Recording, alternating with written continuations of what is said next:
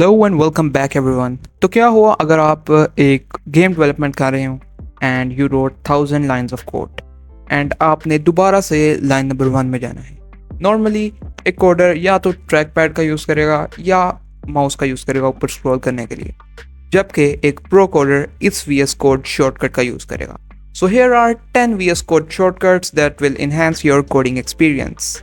Number 1, VS code shortcut आपको allow करेगा आप अपने कोड के किसी भी लाइन में जा सकते हैं। सिर्फ आपने Ctrl+G को प्रेस करना है and it will take you to the any line of your code. जब आप Ctrl+G प्रेस करेंगे आपके पास एक इंटरफेस ऊपर आएगा जिसमें आपने एक लाइन नंबर डालना है अपने किस कोड के किसी भी पार्ट में जहाँ आप जाना चाहते हैं। फॉर एग्जांपल मैंने 500 लाइन्स ऑफ कोड लिखी हैं एंड मैं लाइन नंबर 1 में जाना चाहता हूँ। Then I will press 1 Ctrl+G and then 1 and then it will take you the first line of the code. Furthermore क्या हो कि अगर आपने कोई 5 फाइल्स खोली हों अपनी एक विंडो में VS कोड की and you have to close all of them. So एक नॉर्मल कोडर क्या करेगा, वो अपने माउस का यूज़ करेगा एंड देन ऊपर वाले जो क्रॉस होगा उस पर क्लिक करके सारी फाइल्स को सेपरेटली बंद करेगा। But there is a VS code shortcut for this. आपने क्या करना है, you have to just press Ctrl+W and it will close the current file which is open in front of your screen.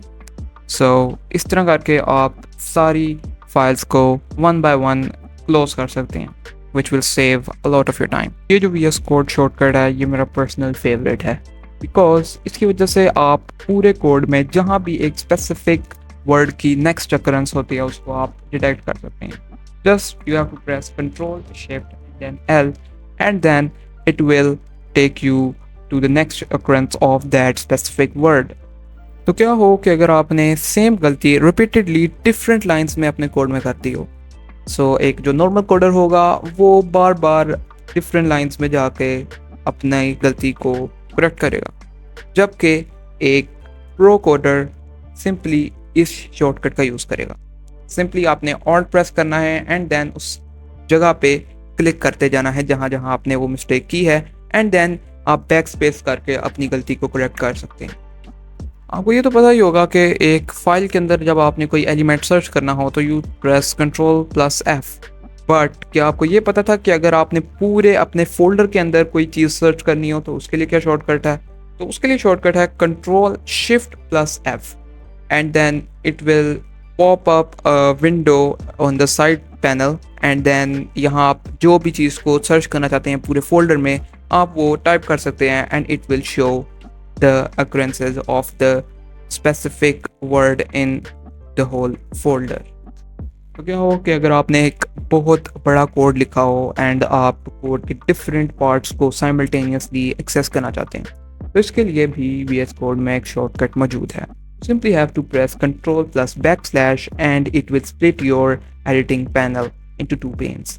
आप जितना मर्जी उसको स्प्लिट कर सकते हैं। You just have to press Ctrl+/ and then आप डिफरेंट पार्ट्स उस code के एक्सेस कर सकते हैं। एक नॉर्मल कोडर टर्मिनल खोलने के लिए वो वाले बटन पर क्लिक करेगा, जबकि एक प्रो कोडर इस VS कोड शॉर्टकट का यूज़ करेगा। You just simply have to press Ctrl and apostrophe and then it will open your terminal। तो अगर आप चाहते हैं कि एक स्पेसिफिक लाइन को आप कोड के डिफरेंट पार्ट्स में लेकर जाना चाहते हैं, then you also have extension for this in VS Code। You just have to press Alt, select that line and then use the up and down arrow key to move that specific line anywhere inside your code। अगर आप अपने code को NEET बनाना चाहते हैं then use this VS Code shortcut। You just need to press Ctrl, Shift and bracket open button and then ये उस specific का part of code को collapse कर देगा and ये कोड की नीटनेस को इंक्रीज कर देगा। Last but not the least, ये वाला शॉर्टकट मेरा फेवरेट है क्योंकि इसमें आप एक वर्ड को रिप्लेस कर सकते हैं and you just need to press Ctrl and H and you will see this type of interface. And यहाँ पर आपने सबसे पहली लाइन में वो वर्ड लिखना है जिसको आप रिप्लेस करना चाहते हैं, एंड सेकंड लाइन में आपने उस वर्ड को लिखना है जिससे आप उस ऊपर वाले वर्ड को रिप्लेस करना चाहते हैं। सो इससे बहुत ज़्यादा आपका कोडिंग टाइम बच सकता है। सो ये थे 10 VS कोड शॉर्टकट्स जो कि आपकी कोडिंग एक्सपीरियंस को इन्हेंस कर सकते हैं। So that was it for today's video. If you like the video, give it a thumbs up and subscribe to the channel. Thanks for watching.